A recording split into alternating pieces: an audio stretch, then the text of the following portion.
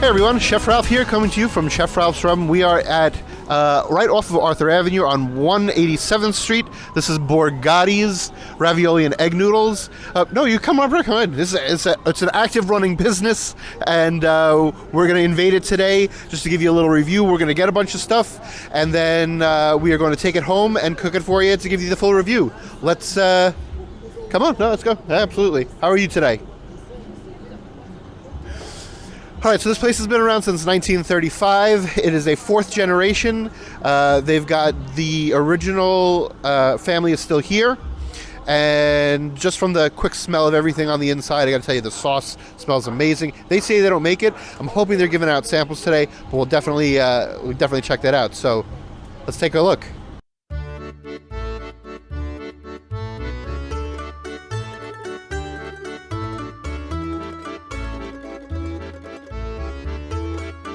Borgatti's began with a leap of faith. In the early 1900s, Lindo and Maria Borgatti left their home in Bologna, Italy, and crossed the Atlantic to start a new life in America. They arrived with little more than determination and Maria's treasured family pasta recipes. After working a variety of jobs from Boston to New York, the couple eventually saved enough to open a small pasta shop on East 187th Street in the Bronx.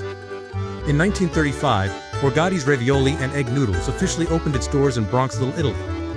The family business quickly became a neighborhood staple, helped by the couple's 6 sons who worked alongside them. One of those sons, Mario Borgatti, began working in the store full-time after graduating from high school. He learned the craft of pasta making from his parents and eventually carried the business forward, introducing new specialty pasta flavors such as spinach, tomato, carrot, and whole wheat. Mario's dedication to the shop spanned nearly his entire life. Aside from serving in World War II aboard the cargo ship USS Prentice, he continued working at Borgatti's into his late 90s and remained a daily presence in the store until his passing in 2014. The tradition continued with Mario's son, Chris Borgatti, who grew up in the store and learned the craft directly from his father. Today, Chris represents the 3rd generation of pasta makers in the Borgatti family, working alongside his wife Joan, and now the 4th generation as well. The shop remains a place where pasta is still made the traditional way, by hand, with the same care and recipes passed down through the family. For over 90 years, Borgatti's has remained family-owned and deeply rooted in its Bronx neighborhood. What began as a small neighborhood shop has grown into a brand recognized far beyond New York. Borgatti's pasta now ships nationwide, connecting families across the country to the tradition, flavor, and comfort of homemade pasta. Through every generation, the mission has remained the same: to make pasta the way the Borgatti family loves to eat it. Simple, authentic, and made with care. All right, so I'm here at Borgatti's, and are you one of the original? What generation are you? Okay, number 3. Number 3. And okay. my name is Christopher Borgatti. Beautiful. Yes. So 1935, you guys were started in this location? Yes, but it was just half this store. Okay. On that side was what they call a millinery store. Ladies' hats were being made. So okay. This was the side my grandparents had when they opened up the store in 1935. That's awesome. And as I said before, I don't think I said on camera, my grandmother was born here on Arthur Avenue. So, you know, I have the roots here, and I can remember early a school field trip. They later moved to Massapequa. A school field trip, she told me I had to go to that one store on the corner, Teller Brothers? Teller Brothers, and I had to pick up loose lentils. Yes. She made me buy a bag of loose lentils, and then they spilled on the school bus going home, and she never let me forget that. Yeah, so you do the fresh pasta here. Yes. Stuffed pasta and the egg noodles. Yes. What would you say is your most popular? Well, I would say raviolis are like a golden ticket here. Sure. Our large regatta cheese, we make small cheese. We also make a small meat. And through the years, we started to make large cheese with regatta spinach, regatta porcini mushroom, regatta lobster, regatta pumpkin. And actually, for this month, we experimented.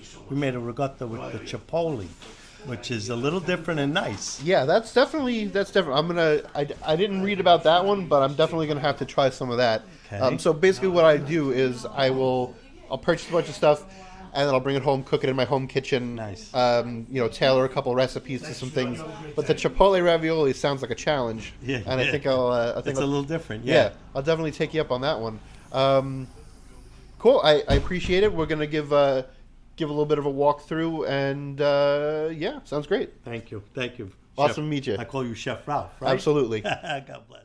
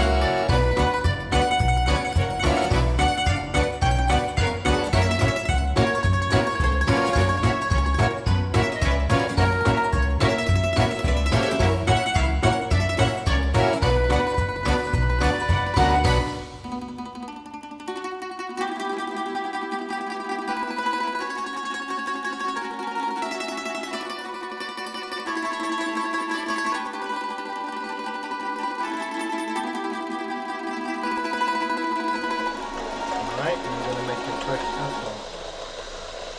That's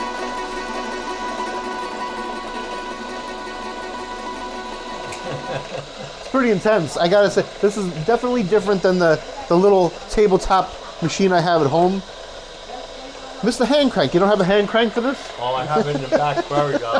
It's actually close to 100 years old, but So how old is this machine? well, this came to the store in 1950. It came from Italy, but it was reconditioned about 20 years ago. But basically, it had a different mixer on top, a smaller one. Areas where you see the stainless steel were once made out of wood. So this was Okay. a wood tray here. There was wood here. There was wood up here. This was actually wood too to put the pasta on, but we did an upgrade to it. Yeah. That's spectacular. You want to go yeah, for yeah, it? yeah, absolutely. There you go. All right. Then we got to switch over here.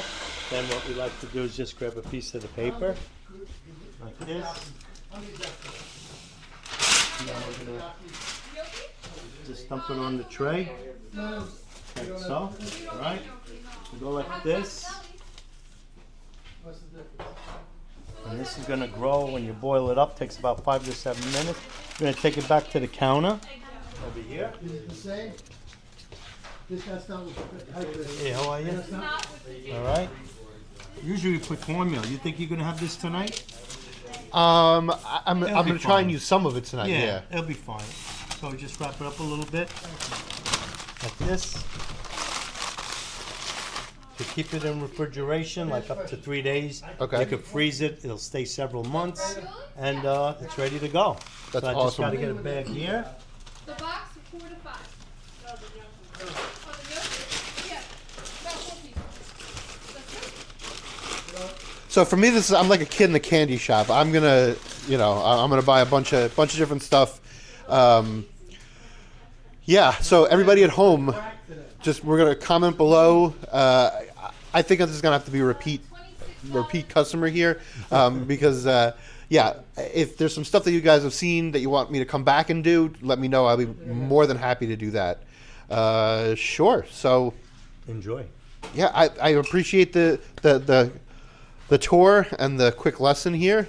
I got to tell you that the feel of that dough was absolutely phenomenal. Nice, right? Like velvet, It was silky. silky velvet. It's a phenomenal dough. Beautiful. Yeah.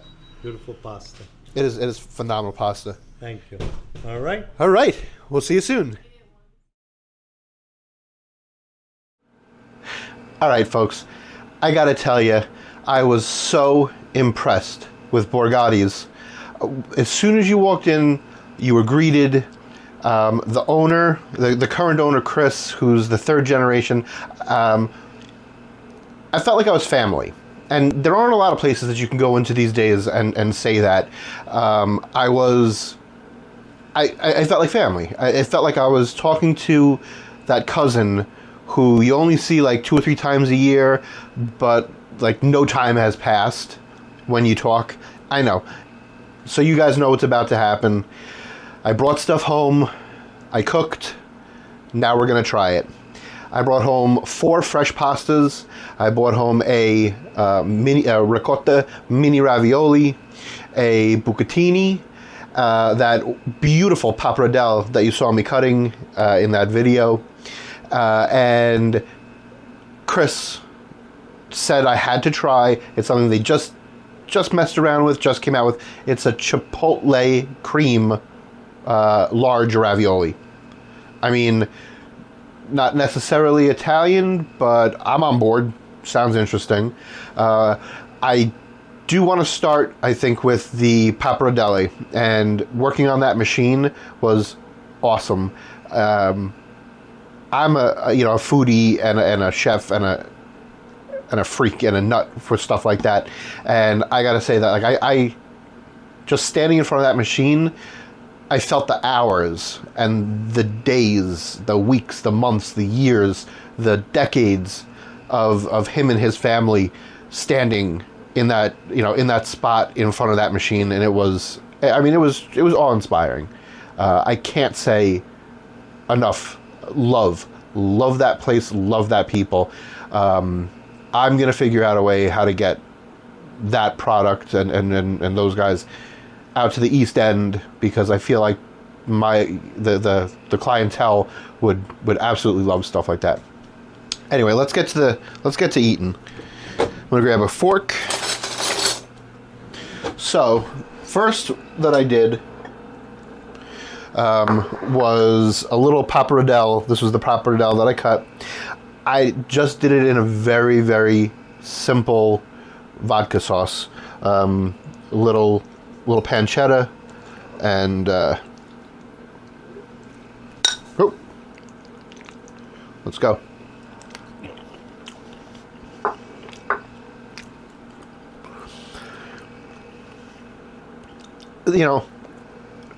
There's really nothing better than the fresh pasta. When it comes to pasta, I mean, of course, there are things better than fresh pasta, but it's night and day. And I feel like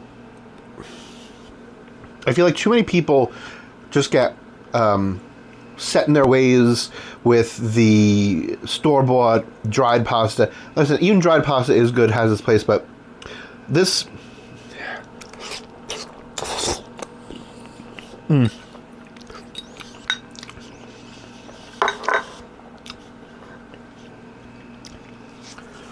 It cooks in minutes. You're talking like 2-3 minutes. It's cooked. Now, full disclosure, I bought this what is today? 2 days ago. So, brought it back from the Bronx, sat in the refrigerator for 2 days, perfectly fine. He said you can refrigerate it 2 to 3 days, and then freeze it if you still have left over. So, that's what I would recommend. I froze the rest of it. I made this little portion just for the video. I'll probably bring it to my parents because my mom loves pappardelle and fresh pappardelle, and this is probably within the top 3 pappardelles I've ever had. So that's phenomenal. Let's mix it up a little bit. Let's go with this. Is the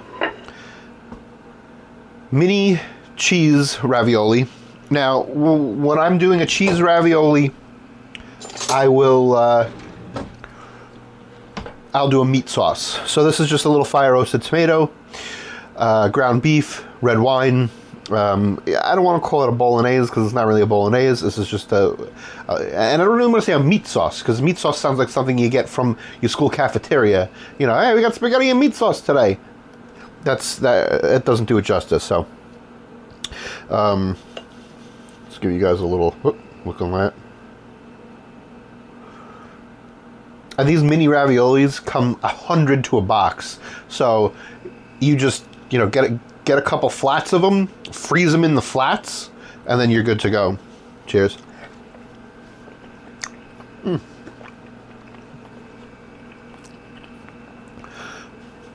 Man, I haven't had a good ravioli in a very long time. I don't like to do the mass-produced one. I got to tell you, the filling on this is absolutely phenomenal. It is seasoned just right. I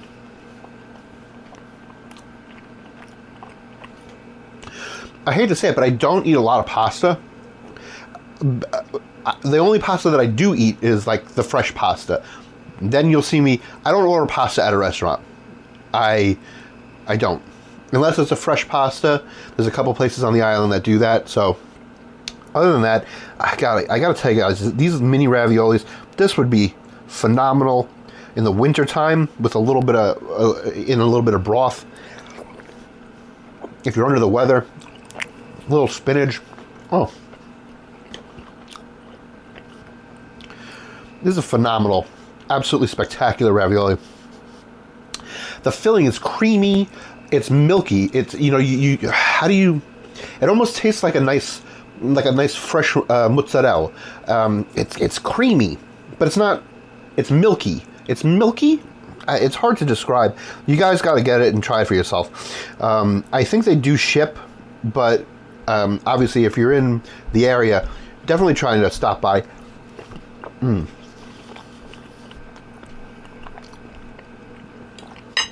All right, we got to keep on moving. So the next one I picked up was bucatini that was frozen. So fresh, frozen, not dried. I guess there's three good classifications of pasta. You've got the fresh pasta, the fresh frozen pasta, and then your dried pasta. So this is a bucatini that was fresh, then frozen. And I did it with a little bit of mushroom, some petite peas, ham in a like a cognac brown sauce. So let's get into there. Now I love a good bucatini because it holds the sauce really well.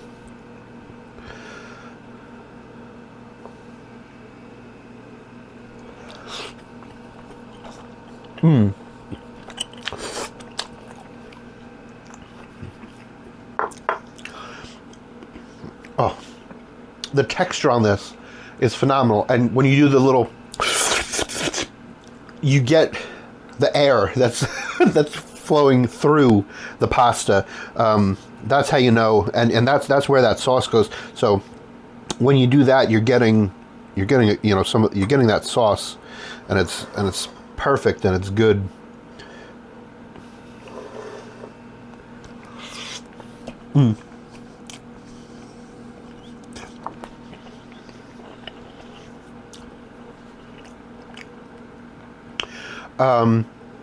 Not gonna lie, I could not tell that this was frozen. So it thawed in the refrigerator for 2 days, and then I boiled it according to, the normal directions, 2 to 4 minutes, depending. And I really couldn't tell that that it was frozen. No, not at all.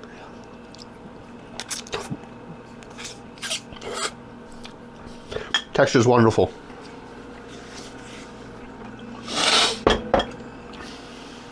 All right, now for the one that I'm most curious about. Like, I got the feeling like they've been around since 1935.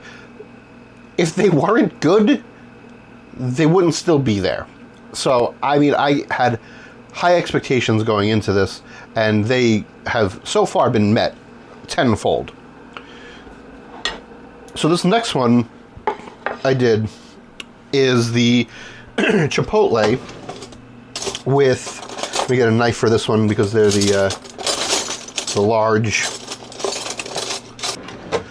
they're the large raviolis, and I'm not shoving a whole ravioli in my mouth. So I did this with, this is braised chicken thighs, a little peppers, and just a light tomato. See, that's a nice, look at the filling on that.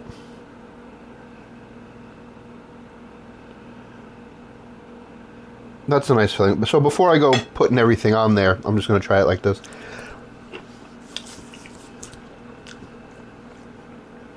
Ooh. Ooh.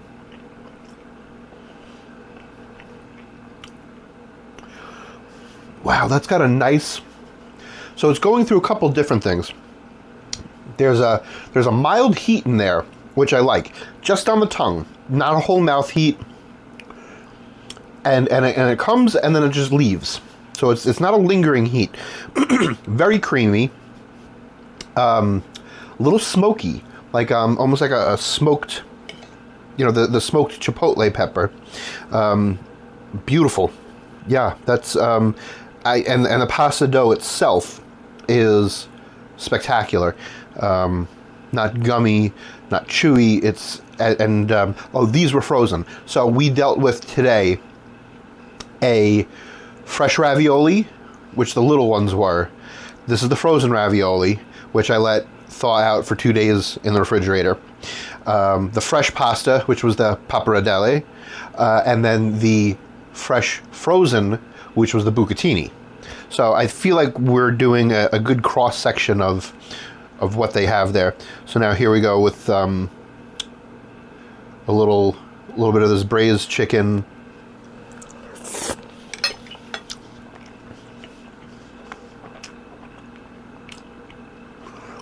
Wow.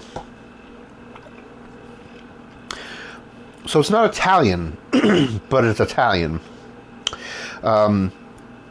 It's not Italian by nature because these ingredients, if it wasn't for the ravioli, would be more, you know, Spanish, Mexican, South American, that type of vibe.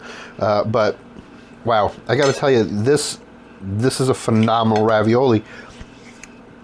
This is going to have to be a 2-part, maybe even a 3-part episode. So I've got, you know, if you can see, I brought all these dried pastas back. We'll do a quick up front with the camera. All these dried pastas back. Not that I'm going to do a video with each and every one of them, but they have some amazing flavored dried pasta. Tomato, mushroom, carrot, beet. That beet pasta is going to be interesting. Red pepper, basil, lemon pepper, spinach, and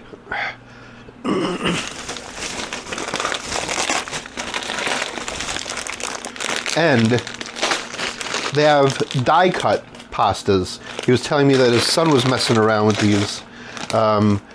Elbow die-cut. This is a gemelli die-cut. It's beautiful stuff. I'm going to make a suggestion to him. I'm not going to tell you now because maybe, I mean, I got an idea for an interesting product and I want to see if they can make it for me. But we will be doing an episode, at least a second part to this episode with the dried pasta because, you know, 4 plates of fresh pasta, that's a tall order. I got off of work today, I came home, I started cooking, and I am exhausted, and I'm going to eat some of this pasta, and then I'm going to crash out. So, yeah, if you like this video and this style of content, comment below. I'd love to hear from you. If you've been to Borgatti's, give us your story, because I can't see anybody having a bad experience. And when I was in there, you know, some guy walked in, and he, you know, hey Chris, hey, whatever the guy's name was, like, you know, the guy, obviously the older gentleman, has been coming in there for years, and that's, you know, just like we would go to the supermarket and grab some rolls and this, they cut the pasta fresh for you. So it's like, and it's not expensive. These bags I think were $4, $5 maybe, something like that. For artisan pasta, that's nothing. Absolutely, that's phenomenal for house dried artisan pastas. And yeah, so you're planning your meal. To have that luxury, I would walk blocks if I had that luxury. If Borgatti's was in my neighborhood and I was eating pasta that night, you walk down, you say, oh, and that machine was cutting pappardelle, spaghetti, linguine, fettuccine, angel hair. It had all the different dyes for all that pasta. Can you imagine being able to just walk down and being like, oh, we're gonna have linguine and clam sauce tonight, and you go down and you get the fresh linguine? Huh. That's living. That's something that you don't find often, especially on Long Island, especially in major cities. So I digress, guys. Sorry. We'll see you in the next episode, hopefully. Don't forget to give a like, subscribe, and follow. Join the realm. Hit that follow button, and we'll see you soon. Bye-bye.